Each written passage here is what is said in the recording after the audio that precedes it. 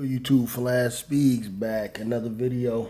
This was a really good discussion, which posed the question surrounding the NBA greatest of all time player.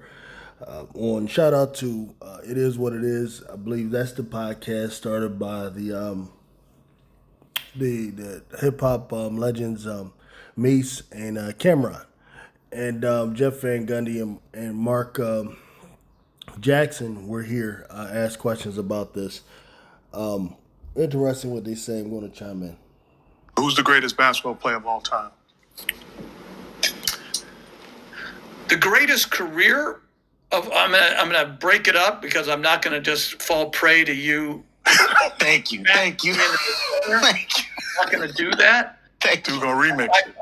I've been in the corner. He's had me in the corner many times before, and might as well just been yelling "hoo-da-hoo" and coming with uppercuts because I don't like being in the corner because he manipulates it, right? So I don't think you can argue that the greatest basketball career to date and still adding to it is LeBron James. I just don't. Why can't that be argued? Listen, no disrespect to LeBron. LeBron to me is absolutely, without doubt, one of the greatest, basketball players the NBA has ever seen. But when you talk about greatest career, first you have to qualify what you're talking about. I guess typically what's happening now is this. I believe prior to lately, I say within the last 5 years or so, 6, 7 years, Micheal Jordan was widely recognized by most, as the greatest basketball player of all time. I think what has recently happened, though, with LeBron James is in this push to really push him, his career versus Micheal Jordan's, and push him in the conversation, is you have people now wanting to try to find some sort of position in the middle where you don't take away from Micheal Jordan, but at the same time you try to find a way to say LeBron is number one in something somewhere, And I think this is one of them. Let's separate career from greatest player, as if you're going to look at something other than the career to determine who's the greatest player. It doesn't make any sense. But to entertain it, I'll just entertain it just to go along with it. Let's humor him. If you were to look at players who played 20 years, I guess that's what it is. I guess there isn't that many. But I think you would have to look at Kareem Abdul-Jabbar, and you would have to look at Kobe Bryant as being the guys with the two careers who played about as long as LeBron James played, whose resumes you could absolutely put up next to his. One day I'll make a video about Kobe Bryant versus LeBron James and who I pick over which one. But this isn't the place for it right now. I'm assuming most people will say that if you were to take Kareem Abdul-Jabbar, LeBron James, and Kobe Bryant careers, that Kobe would come in third. I'm not saying I agree with that, but I think this is what most people would say, so we'll put that to the side. Now, when you look at Kareem Abdul-Jabbar, career-wise, I don't believe there has been anyone with a better resume from start to finish than Kareem Abdul-Jabbar. If you look at career numbers, his career 24-11, but a lot of the scoring drought kind of happened towards the end. For years, for upwards over 30 or almost 40 years or so. Yeah, since 87 when he retired. Yeah, you're talking over 30 years, he was the all-time leading scorer in NBA history. Right, so you're looking at those number of years. But with that, you're talking about 6 NBA championships. Prior to this, you're talking about 3 NCAA championships. Now, I know you can't compare LeBron to that because LeBron didn't play college, but still, that doesn't hurt. That doesn't take away from Kareem. It's still been playing basketball, and NCAA basketball is significant organized basketball. He won, and it's not easy. He won three of those, and then you're talking about 6 championships, all-time leading scorer. tremendous. All the top lists, you talking about rebounds, block shots, and so on. When you look at his game, he had one of the most unstoppable shots ever. I know some people try to put out videos debunking it, which is dumb. This guy Hook was unstoppable, and we know that from watching Kareem Abdul-Jabbar play. I think his career could definitely be put up there against LeBron. In my opinion, he has the greatest career because I do look at NCAA achievement as well. I think you can argue that with all he's been able to accomplish, all the records, and really the longevity is just, really an incredible feat. The best. I don't know that I agree that longevity is that. Well, I'm not gonna say it's not incredible. I guess it is, but it isn't like every player goes out with injury or something like that. And see, this is my thing. There are records or there are achievements that come as a result of sheer, whether you want to call it providence from God, you want to call it luck or whatever, from that realm. And then also from actual achievement. Like longevity to me is not like some achievement. It's just God blessed you to be able to play that long. You know what I mean? So I don't know, does that go to someone's credit or not? And then some guys just decide to retire. Like Micheal Jordan, he could have played 20 years, but he decided to retire.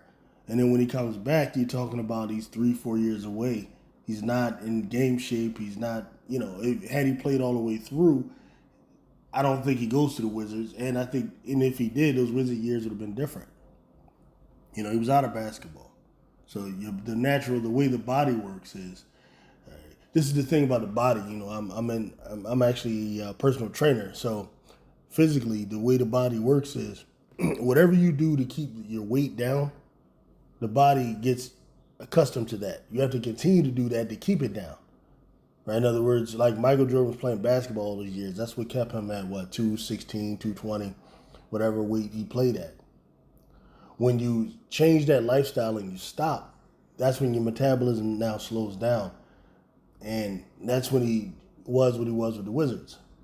Had he continued to play like LeBron has, that's why LeBron is in pretty good shape. Because whatever he does to be in shape, he hasn't stopped doing. Player in any one game to win it, if you had to put all the marbles, to state it, there's a lot of ones that you could go with, but my personal one I would take Jordan to win one game, because I think the combination of athleticism, skill, will, was something. People used to ask what was the name of that special, that ESPN thing they did on him, what was the name of that, Last Dance, right? Yes. They said, you watched The Last Dance. I said, no, I lived it. And so because, he got 55, against, he had a double nickel coming back off baseball. 10 days later, against the best defense in basketball, back when the rules were not conducive to offensive play, right? There was no freedom of movement. There was freedom to get your head handed to you if you came through the line, right? He got 55 against the New York Knicks on the road and hit Winnington when we doubled late with a Luka Doncic special, go up and at the last minute, find somebody, and he found Winnington. And so, I never seen anything quite like that. Guy goes off and plays baseball for 2 years. Hey, I want to play basketball again. 10 days later, he's getting 55 in the Garden again. It's what's happening here? So I would go with him in any one game. Interesting way to answer the question, but ultimately you just mean he's the better player. That's what he means, and I agree with that. Now, see, I've never watched say Wilt Chamberlain play, but I grew up in a city where my uncle told me about Wilt Chamberlain. Father told me about Wilt Chamberlain. Grandfather, great uncles, right? Wilt Chamberlain's from West Philly, right over in. We went to Simon Gratz High School. He's a legend around here. I grew up listening to. a man named Sonny Hill, who's in his 80s right now. He is a basketball historian. I go to him for anything basketball over pretty much anybody. If you go to the Wilt Chamberlain archives, you'll hear his voice talking about many of the wonders of Wilt. Wilt from that age was just, those people were mystified by him. He wowed them that whole era, you know. Now, I never saw him play, but I do believe that if you take just the physical specimen that is Wilt Chamberlain and you put him anywhere on any court, anywhere at any time, I don't care if it's in Slovenia, I don't care if it's in New York, I don't care if it's in Philadelphia, I don't care if it's in LA, I don't care if it's in Canada, I don't care if it's on the moon. I think if you place Wilt Chamberlain on a basketball court, he is the most dominant player on that court. I'm talking about prime Wilt. Because you're talking about a guy that's 7'2", oftentimes at 300 pounds. They say he bench pressed. He was witnessed by Arnold Schwarzenegger benching 300 pounds. He had an 84-inch wingspan. He had a vertical about 48 inches, which was actually documented at Kansas when he was there. He won the long jump. He came in first in the 100-meter sprint. You take just that physical specimen, he's going to be the most dominant player out there. Because that's how athletics works in sports. A big proof of that is you look at Giannis Antetokounmpo. And Giannis is a dominant player in the NBA. But he doesn't have the best shot. He doesn't have the greatest footwork. He doesn't have the greatest, what they would consider basketball skills, particularly. But the best athlete. On any given night, Giannis is the best athlete on the floor. And you're talking about a guy who's 6'11", who's maybe 250. Wilt Chamberlain was bigger, stronger than Giannis. So if you just imagine if he just played that way, he's automatically going to give you 30, 35. In a league where Giannis is averaging 30, you know what I mean? So I'm going to do videos later talking about more about him. But if you just take that athlete, you put him there, I believe he's the most dominant single player for that particular game. However, we're talking about a winner and winning. I don't know. It's like I've seen Micheal Jordan win so many times in so many situations that besides, other than him, I don't know. Maybe Bird is that type of winner as well.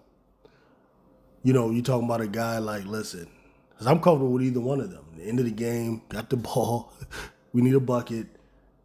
It's Jordan or Bird. LeBron doesn't enter into that status for me. Kobe is another one. Only thing with Kobe is, Kobe is, what separates Mike and Kobe for me is that Kobe is just, he does not know of a shot that he doesn't love. He never in his life seen a shot that he doesn't love. Kobe was a master of difficult shots.